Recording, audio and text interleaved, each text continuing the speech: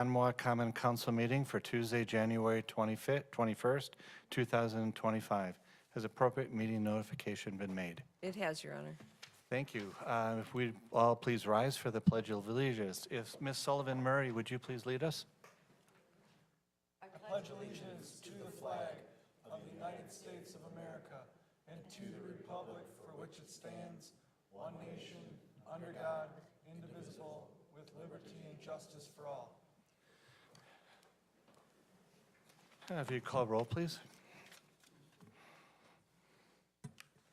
Rosick. Here. Alderman Altman-Cloth. Here. Alderman Ellis. Here.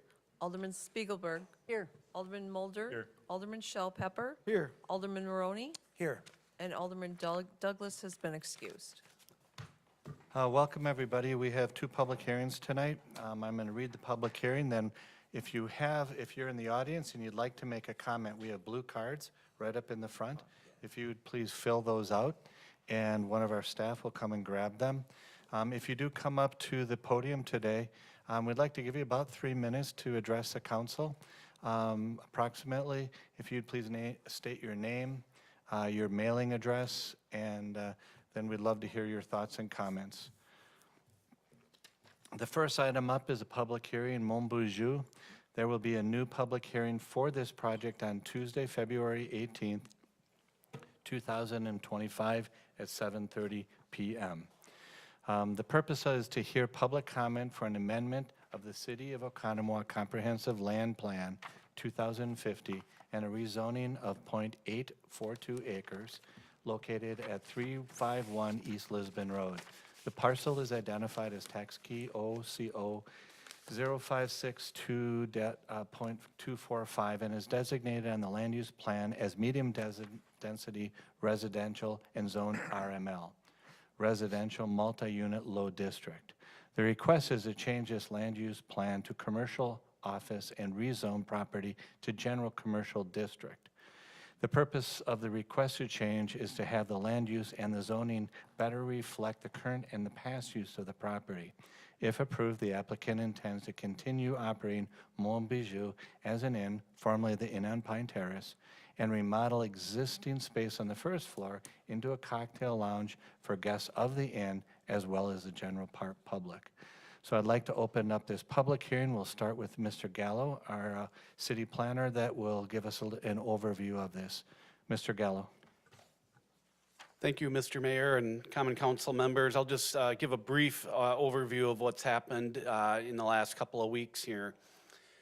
This is being, as Mayor stated, postponed until February 18th, approximately 30 days from now. The Plan Commission took no action on this. It's not on the agenda for any action tonight for the council to act. We had this noticed in the paper, so we felt obligated that we should continue with that process and have the hearing. It came before the Plan Commission on January 8th, the same item. The Plan Commission were not comfortable with this request to make a property at the former Inn at Pine Terrace, Montbijou, to zone it to commercial in the surrounding residential area. So upon the direction of the city attorney, the Plan Commission recommended to staff to go a different route, chose a different alternative. It was to do a text amendment to allow the continuance of a non-conforming use and even allow that use to be expanded with a conditional use permit. So the zoning will stay the same under that scenario.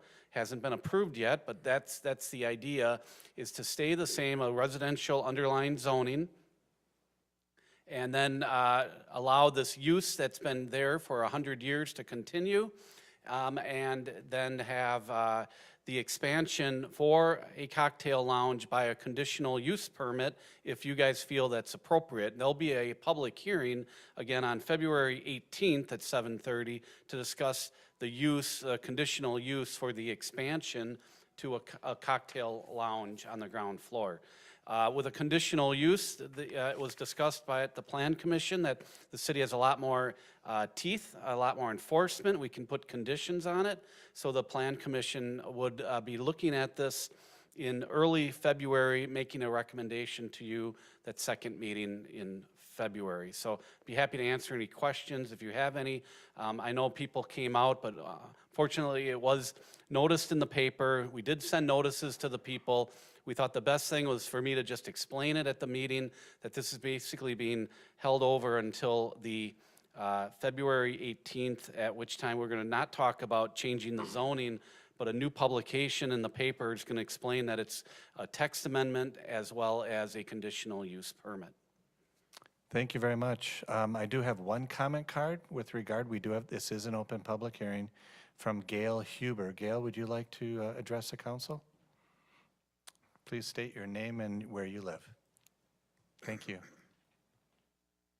My name is Gail Huber, and I live at 340 East Lisbon Road, right across from the property that you're considering making changes on tonight. I just wanted to talk about my personal experience at a cocktail lounge in Milwaukee. Bryant's is located on Lapham, 9th and Lapham. 9th Street is a residential neighborhood there. Lapham has evolved into some residential and some commercial. About 5 years ago, a group of ladies, we decided to meet there to enjoy craft cocktails, and they were wonderful. The Bryant's had been redone in the theme of a 1950s upscale cocktail lounge, so it's really nice on the inside. I arrived at 8:45 and snagged the last 2 seats at the bar. The rest of the group stood behind us as we enjoyed our evening. And as I said, the cocktails were wonderful, expensive but wonderful. At about 10 o'clock, I just looked up and looked down the bar, which I think there were about 15 seats at the bar. And at 10 o'clock, the crowd, a very calm crowd, where we were 2 deep. Just like our group, there were other chairs that had people behind them talking. And so that probably was, could have been 40 people. Bryant's also has a seating area with banquettes, just like a 50s cocktail lounge, and that maybe is, I don't know, another dozen people or so in there. We had a wonderful evening. It's a hospitality industry, and we were having a good time. We left at about 11:30, and it was a summer night. And so as women do, we are outside saying goodbye to each other with remarks like, oh, let's not make it so long the next time until I see you, and have a great time on your Alaskan cruise, and let us know how your surgery turns out. All those kinds of comments that people are saying when they're saying goodbye to each other. But it is a summer night, and we were on that residential street. I have kind of a loud voice, and as I was thinking about that in order to talk here tonight, I thought, oh my gosh, there were people sleeping in those houses. Maybe they had to get up at 5 in the morning or something. And here I am booming with my voice, with not intending to, but we're just having a nice conversation on a city street on a summer night. So that's just human nature after people have been in a cocktail lounge and have had a nice evening, to kind of carry it outside as they're saying goodbye. And it does create a disturbance in the neighborhood. Not to mention, I'm sure you will hear it from other people commenting, things that could happen, maybe could happen. But in my case, it was just a benign thing. I do think it was a detriment, though, for the people living in the neighborhood. And I just wanted to share my experience at a very nice cocktail lounge in Milwaukee. So Great. that's all. Thank you very much. I do not have any more blue cards for this topic, for this public hearing. If you want to come up to the podium, one of our staff will grab the card from you. Thank you, Gail. Yeah, if you have a card right now, if you could please give it to Chief or to Jason, that will help us kind of planning this evening. So Mary Kay Sokup. Okay, Mary Kay. Yeah, pull it down. Great. I am Mary Kay, excuse me, Mary Kay Sokup, 303 Pine Terrace, Oconomowoc, Wisconsin. Thank you all for hearing us tonight. We appreciate you looking at this conditional use permit as the alternative to the commercial zoning change. And this originally was a home for the first 40 years that it was built. That's why it is in a residential area. It was a summer cottage. And absolutely, it is a mansion and it's beautiful.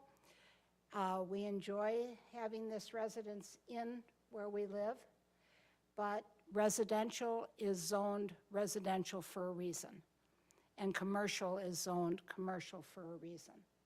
They have created a lovely venue there for an inn, and they have a large outdoor entertainment area, which in the mild weather will be used, we feel. And we were just at a meeting at the inn, and the owners, very nice people, very gracious, did say, of course, that the outdoor area would be utilized. And an upscale cocktail lounge is a bar, and we're very concerned, all the residents, and then many of the residents in the surrounding area as well. We've heard from many of them. Some of you have already received letters from the residents. And so we are just asking anybody who is concerned to share their concern, and that's what we are doing. So we appreciate you hearing us, and we're hoping that some more folks will be here next week when you officially take it up.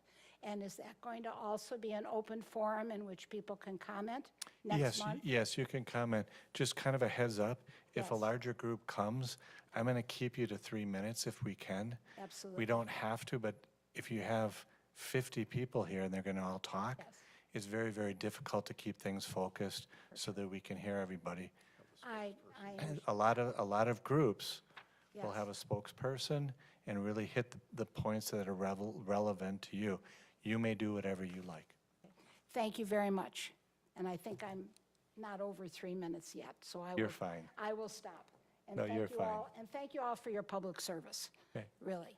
thank you. Thank Do we have any? Remind them it's February 18th. Yeah, remember, it's February 18th, not next week, okay?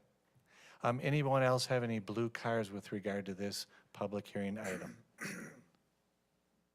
Anyone else?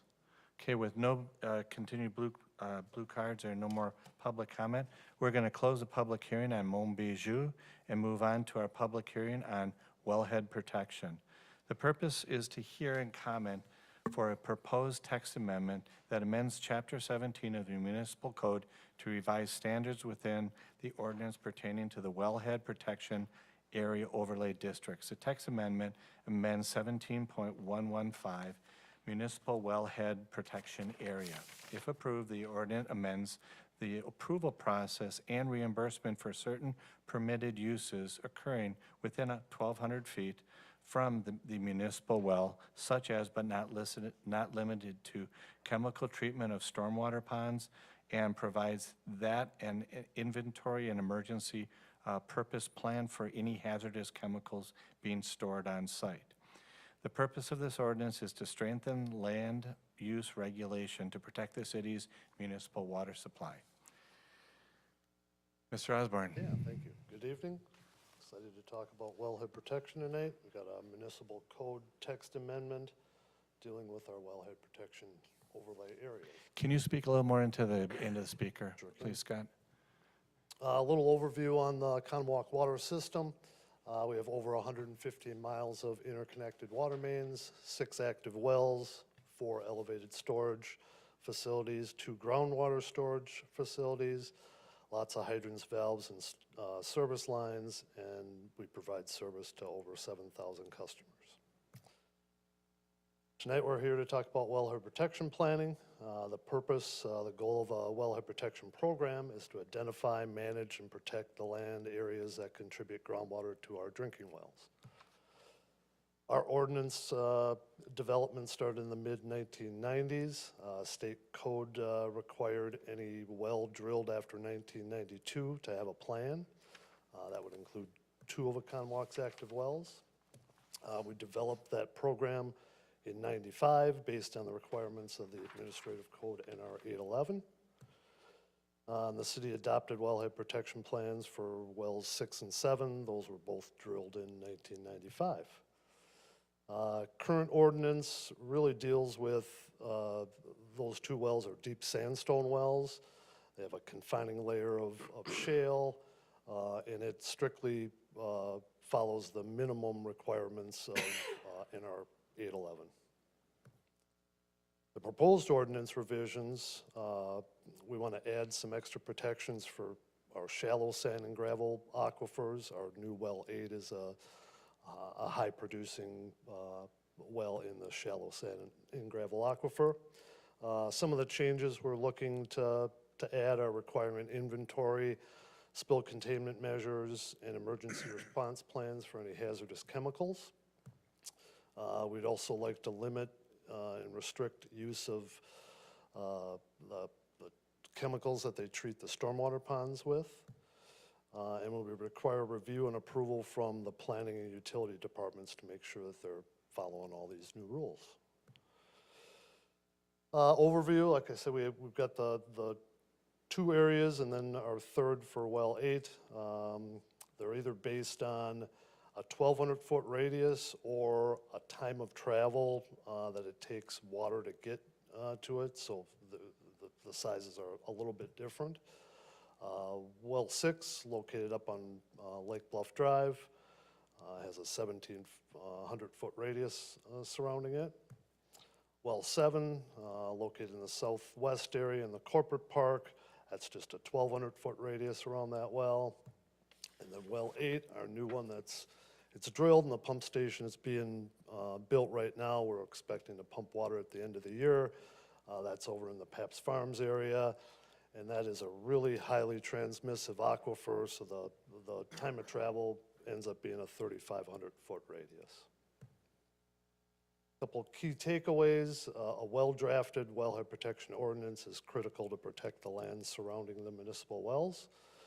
Each municipal well does have its own individual wellhead protection area defined by DNR-approved wellhead protection plan.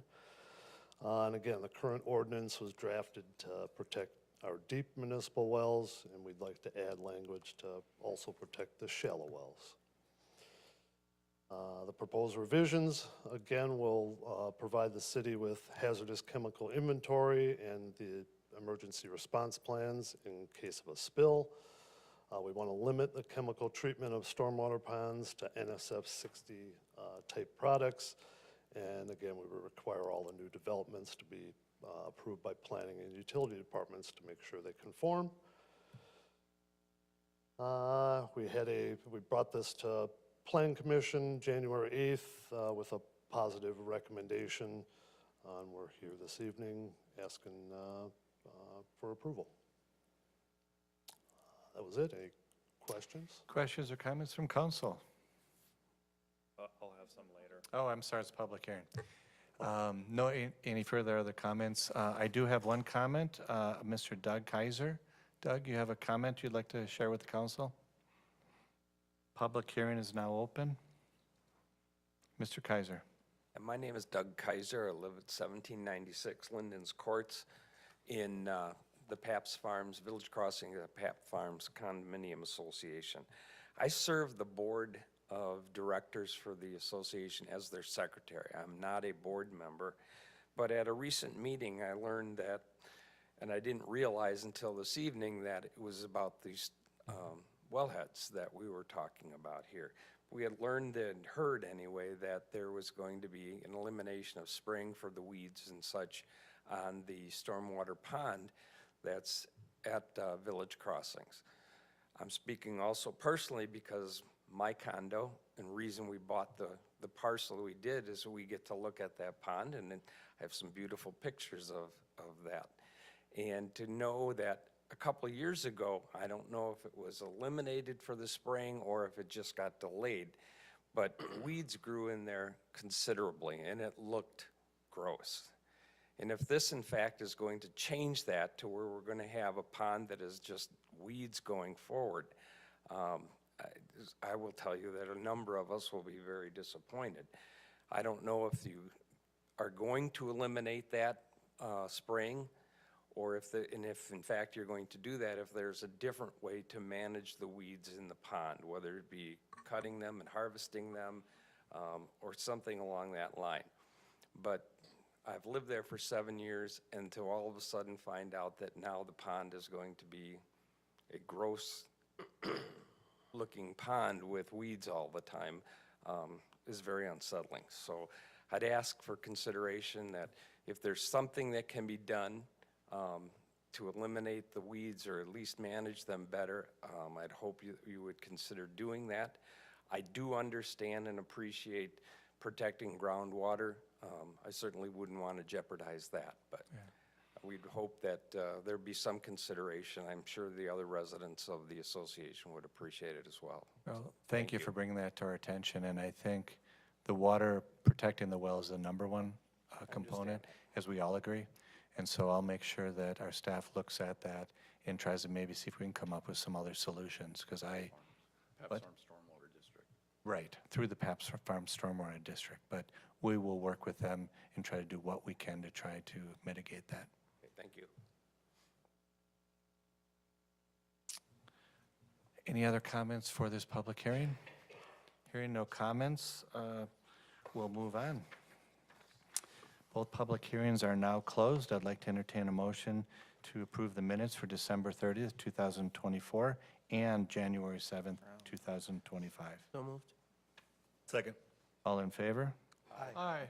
I'm sorry. Could I get the mover and the seconder? I was, sorry. Thank The you. mover and the shaker? Mulder. Thank you. Ellis. Thank you. And kind of moving forward for the next month or two, if we can designate our names to help that's our new true. clerk, that would be great. All in favor? You guys said aye, none opposed. We'll move on to any comments or suggestions from the citizens. Do we have any comments or suggestions from citizens today? I do not have any blue cards. Seeing no comments or questions from the citizens, we'll move on to our consent agenda items. I'd like to entertain a motion for the two consent agenda items. So moved, Altman Cloth. Second, Ellis. Questions or comments? All in favor? Aye. Opposed? On to Plan Commission, consider act on ordinance 25-01074 to amend section 117.115, the wellhead protection overlay area within the city zoning ordinance. Council, this is the first reading. You do have the option to waive in a motion if you so choose. This item has been presented in the public hearing. Do we have any questions or comments with regard to this issue? Yeah, I'll go ahead. Alderman Mulder? I'm just curious, in the well 8 protection area, it goes outside of the city and goes across the interstate, a little bit into Summit down there. How do we have jurisdiction there? How do we make sure that there's compliance there? I mean, you don't. You work with those other communities and stress that it's very important to protect that well. Okay. Public education is a huge portion of the wellhead protection. I thought Summit had to adopt our ordinance. Yes, yep, Summit because So that's part of our of the border agreement with agreement, them. you're right. Not the stormwater. This is a well. well. This is wellhead. We I'll did, have to look at it. But they're But part I've of got the a stormwater- conflict of interest. They're 'cause part I of the represent stormwater Summit, district, so though. Yeah. They're No, I part of thought the when district. we came to our agreement with them Could be. to get the water, that, It won't be a problem, I'm sure. no, no. But a good question, and I think if we can just make sure that we check those boxes. Any other questions or comments? Alderman Rozak? Yeah, I do have a couple. Thanks, Scott. So obviously this wellhead protection area pretty much encompasses my entire subdivision and portions of the crossing. The gentleman had a question about the crossing pond. It's the large pond behind like BMO Harris. The way I look at this map, that pond should not be affected by this ruling, right? I don't have the map in front of me. Here. there are ponds You're in it, correct. there are ponds outside of it. Right, so, and I'm gonna get to the ponds in my subdivision next, but this gentleman had the question about the large pond, which is in the, kind of the crossings area. That is not In the zone. So it shouldn't affect what we do, right, Mark? Correct. Okay. Okay. So he's okay. You can leave now if you want to. You're dismissed, Doug. Tell Chuck and Larry and everyone I took care of it there for them. And I forced them to keep spraying in that pond. So now moving to East Lake Village, we have, I think, Mark, there's probably 4 or 5 ponds inside of that subdivision. Are we not gonna spray at all our ponds anymore? So I think Jason Herzog, who sits on the Paps Farm Stormwater District, who Okay. controls those ponds, could talk about that. Yeah. City doesn't control the ponds. Right, I got you. Yeah. But we're passing the wellhead ordinance that's gonna affect whether we can continue to treat them, so. Correct. So inside of all those details that Scott gave you, you would have found that there are chemicals that are approved, they're NSF-approved chemicals that can be used. Unfortunately, it doesn't address all of the things inside the pond. So there's algicides and there's herbicides. So we can address the algae on the pond with approved products. We're still in search for any approved chemicals to treat the herbicides, the cattails, the other plants that you might see. So we've reached out to our company who uses a national chemical company, and they've, challenged them. This is, this is a higher level of protection that the city is implementing here. So this is new to not only the city, but the nation. So to have a shallow well like we have, it has a great recharge rate, great source of water, but there's also, a higher level of control over that. And what we're looking into is, are there ever going to be any chemicals to treat that? So what that means is if you can't spray them, then you're left with mechanically or removing them, which is more intense, more expensive. So I guess that's where we're searching for right now. So I think in the large pond that's along Paps Farms Boulevard, I don't think you guys ever treat that really because it's large enough probably and has enough movement. And then there's cattails that grow up and you guys come in there and manually cut those every year, I think. So yeah, you can cut them, but obviously that is just pruning them. Okay. So spraying those would be the best, but we Yeah. won't be doing that to the 3 inside the subdivision. You wouldn't be, That's what's inside that 35-foot radius. right. So you would have to manually cut down. Yeah, But we're you- not the sure algae- exactly. We've asked our company, hey, what are some solutions? Right.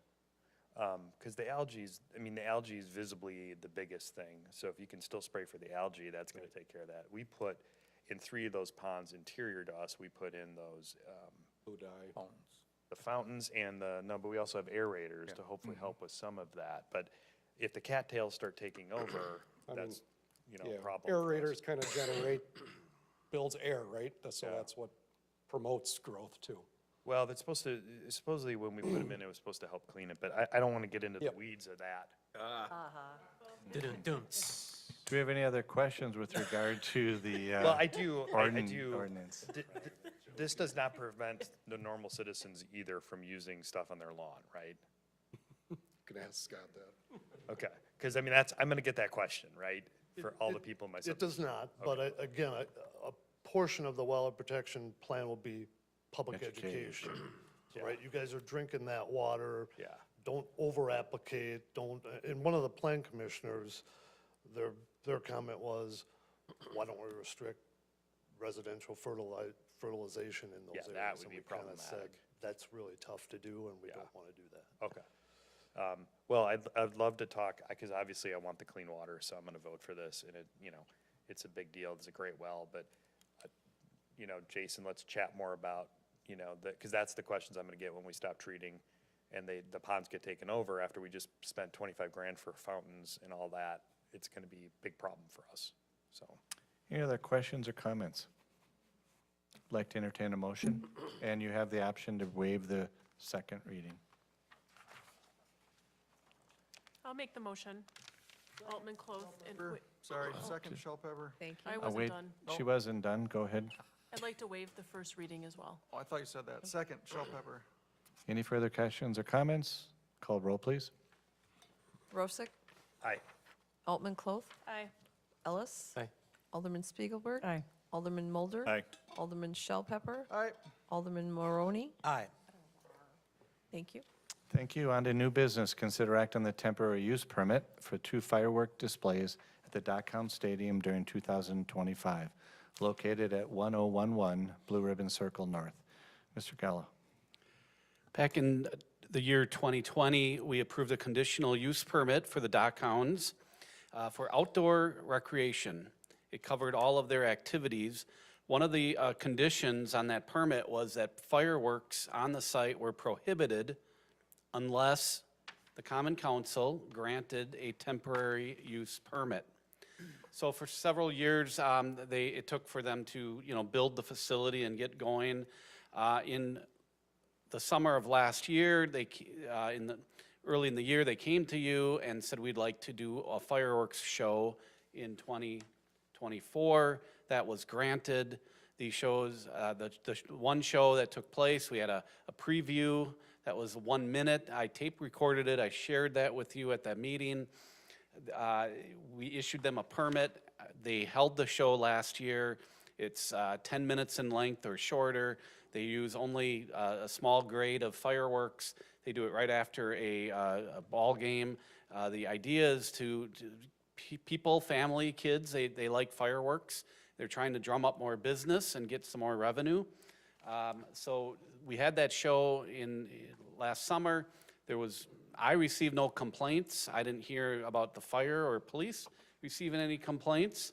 So this year, they've approached my office and said we'd like to apply again for a temporary use permit this year for 2 events. A permit was drafted and it's in your packet. It would be the similar conditions that you did from last year, except the number of events went from 1 to 2.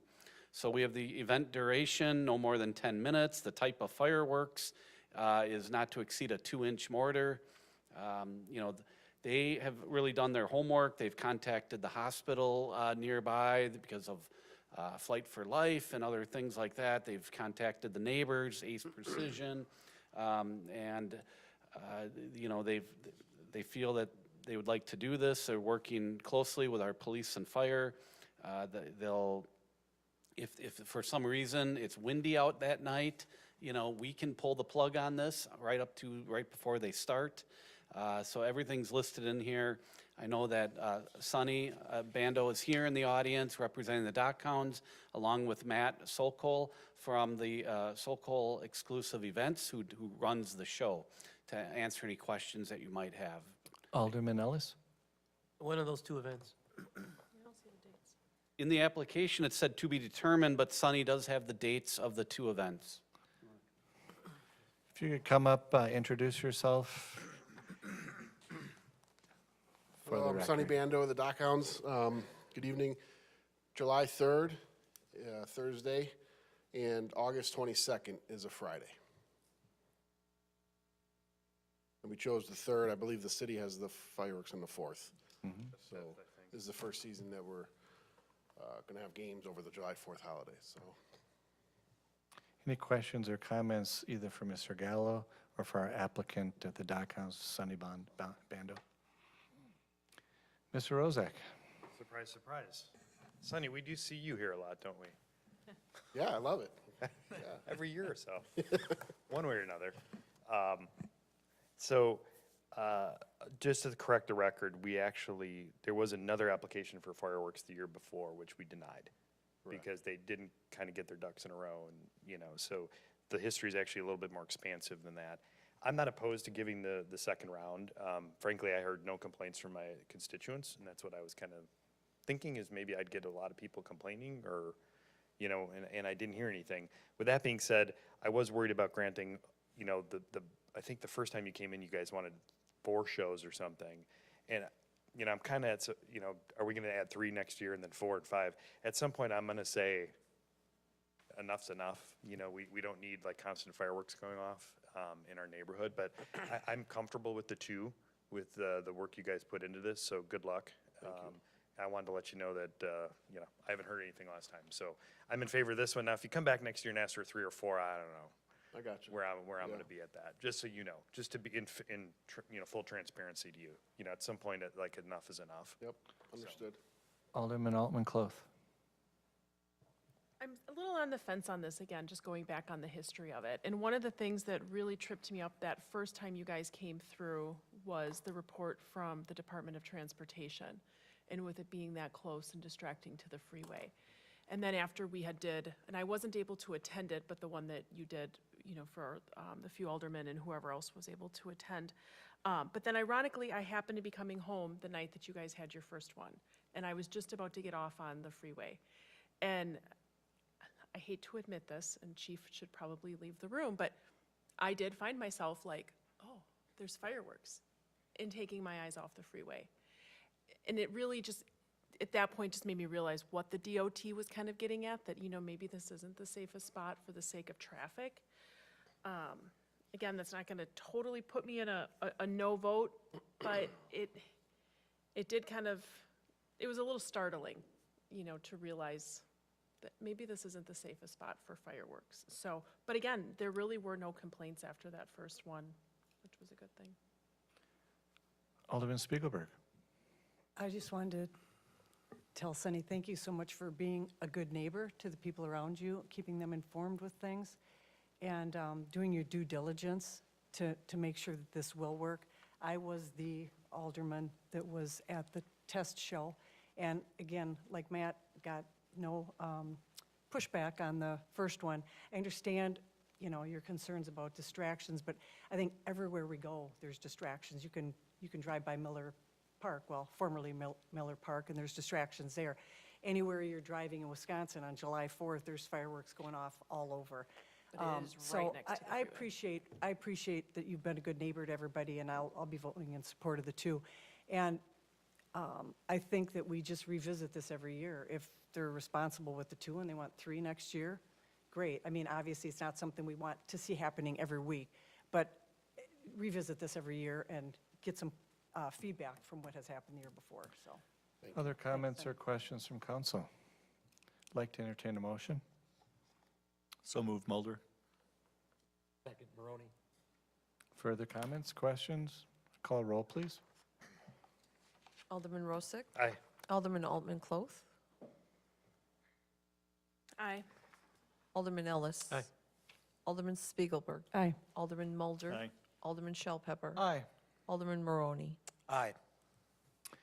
Congratulations, and we love having you in our community. Thank you so much. Thank you. Appreciate everyone. Thank you. Next up, consider act on resolution 23-R3258, accepting the petition for direct annexation for the Hero BSMP LLC lands located at West 359, North 5930 Brown Street, and West 359, North 5920 Brown Street. All right, actually, are you going to take that, Gina? I thought This is Jason. the same resolution accepting an annexation That we did. petition that you have adopted with regard to all the other annexation petitions. It is one of the cogs in the wheel that you have to or should adopt if you are interested in going forward to get to a final ordinance to bring this into the city. And this was filed on the last day or second last day of the month of December. That's why it wasn't with the other group that came forward. Do we have any questions or comments? I think it's pretty straightforward. I'd like to entertain a motion. So moved, Ellis. Second, Shell Pepper. Any further questions, comments? Call roll, please. Alderman Rosick. Aye. Alderman Altman Cloth. Aye. Alderman Ellis. Aye. Alderman Spiegelberg. Aye. Alderman Mulder. Aye. Alderman Shell Pepper. Aye. Alderman Maroney. Aye. Under our next item, consider act on the approval of the developers agreement for Evan Phase 2. Mr. Herzog.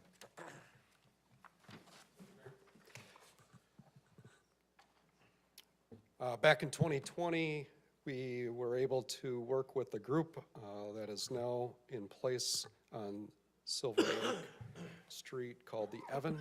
And the Evan has now expanded and looking into building another facility on the same property just south of the current building that you see. The expansion does require an additional 500 and 600 feet of new water main on the west side of Silver Lake. So the agreement is specific to the water main. This will be 100% their cost and turn it over to the city as our normal infrastructure. Do we have any questions or comments for Mr. Herzog? And you guys heard 100% their cost, not I city. actually have a question. I believe it was at Plan Commission, we had talked about, and I don't remember the exact, the residents along Glenwood, how they constantly have issues with flooding in their basement. And I believe it was at that Plan Commission, I had asked you if you would look into that and see if this project would potentially impact them. Because I know we had talked about like the wetlands right over in there, and we kind of got into the weeds of some things. So just has that been looked into to make sure that those residents across the street will not have to deal with any additional flooding? So a couple answers to that. One, I haven't received any specific ones, but we have been doing some work to create opening on the stormwater channelization of that whole network. It's a great, one of our major channelized areas in the whole city, as it comes all the way from the bypass all the way down that way. So we have been working on opening that up. I hope that does a lot of work. Will it ultimately fix everything? Probably not, but we continue to work with that and try to make that part of that. Now, part of their project is to build on their land, which is elevated from that. They are responsible for handling their own stormwater on their property prior to it discharging. So we do account for that. We did do some, back and forth, like, you do these engineering reports of time of travel of that type of stuff. So we have been working with them to minimize how that pond overflows into this waterway. Alderman Rozak. Yeah, one real quick question. And maybe I just forgot this when we did our change to the city plan with regard to our ratio. How does this affect the ratio? It was assisted living exempted under the ratio? Yes. Okay, that's what I Yeah, couldn't it's recall. exempted. Okay. Yeah, just for the people listening at home, the question, how does this affect our multifamily housing? These are assisted living facilities. These are not going to be independent living, even though they do have some independent living there. If they were, I would have added that to the ratio, but this is all going to be like a care facility, and that does not count as apartment units. That's fine. Thank you. I just couldn't remember when we talked about the ratio if we exempted that, so thank you. Yep. But it is something we continue to track in this select group of types of facilities. And it's something I think will need to be addressed in the coming years. Agreed. Agreed. Any other questions or comments? I'd like to entertain a motion, please. So moved, Rozak. Second, Mulder. Any further questions, comments? Call roll, please. Alderman Rosick. Aye. Alderman Altman Cloth. Aye. Alderman Ellis. Aye. Alderman Spiegelberg. Aye. Alderman Mulder. Aye. Alderman Shell Pepper. Aye. Alderman Maroney. Aye. Thank you. On to consider act on resolution 25-R3259, levying special assessment for Johnson Sewer and Water laterals. Mr. Herzog. All right, thank you again. This summer or early spring, we were in communication with the property owner at this property, which is just south of the bridge along Concord Road. It's the open space, open land. And he had desire to improve these properties, and he's now has a CSM with 3 properties. And in kind of the coordination with our street project this year, the city was able to work with him and have sewer and water extended to his property. That was also in the consideration as Mr. Johnson was very, very cooperative in the act that he allowed his property to be the staging site for the project, as we had over 2,500 feet of water main and pipe, and as you saw, that was his property that was being used. It was very gracious of him. He did not ask anything really specific for that, special to that, and we were able to, keep that pipe on site and make that project, move that much quicker along, so that was a great benefit to us as building the road. We now have this structure set up that he will be responsible for the full cost of this, somewhere $48,000 that will be specially levied to the properties themselves. Questions or comments? Alderman Shellpepper. Yeah, and there's 3 separate parcels over there right now, and that's just providing hookups for those 3 separate parcels. Yep. So And now that we, just will help him hopefully be able to sell them, I guess is what the thought process is. Yep. Because I mean, they've been vacant for a while, right? Long time. So hopefully this will enable that Mhm. to happen. Okay. So I'm sorry, just out of curiosity, so he's getting 3 sewer hookups? 3 sewer, 3 water.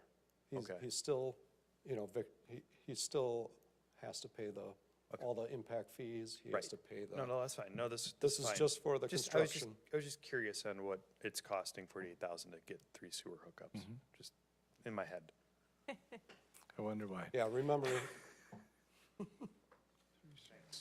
Right. Any that's questions? no or- pavement included, though. Any Gotcha. further questions or comments?